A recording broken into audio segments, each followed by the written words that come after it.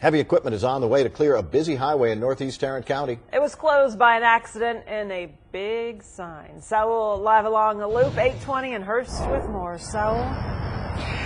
But they have made quite a bit of progress since we last spoke about 30 minutes ago. Check it out. The sign is now down. In fact, just within the last couple of minutes or so, what crews here did from TxDOT, they took a cutting torch and made a couple of cuts at one end, and then they brought in a bulldozer, tied a chain around one end, and then they just yanked it down, and it came down fairly easily. And so now they're trying to kind of maneuver it, trying to get it out of the way, and so a crane can come in, and they'll be able to load that onto a flatbed truck, hopefully, but that's going to obviously take a little while, but at least they are making some progress. Want to pan on over a little bit over here and show you the truck, what caused all this. This truck on the opposite side was actually about 3 o'clock this morning.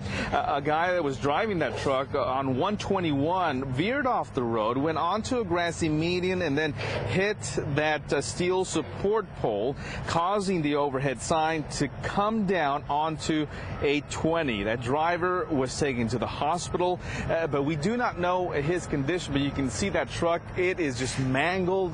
The cab of it on one side, the passenger side is just, crushed beyond recognition. So hopefully he's doing okay, but again, we don't believe anybody else was injured. But again, the plan is to remove this with the crane, haul it out of here. But for now, we're being told that excuse me, the morning commute, it's going to be affected by all this. You are going to have to find an alternate route, and for that, let's turn it over to Todd Caruth.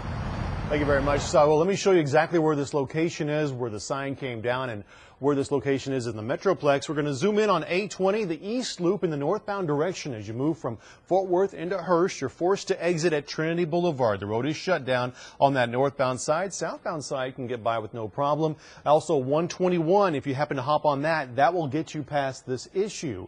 A lot of folks got stuck on Trinity Boulevard. Now there are some fender benders on Trinity to the east near Bell Helicopters, so may not be the best alternate route for you. In fact, I would advise you to maybe not even get on East Loop 820 heading in that northbound direction.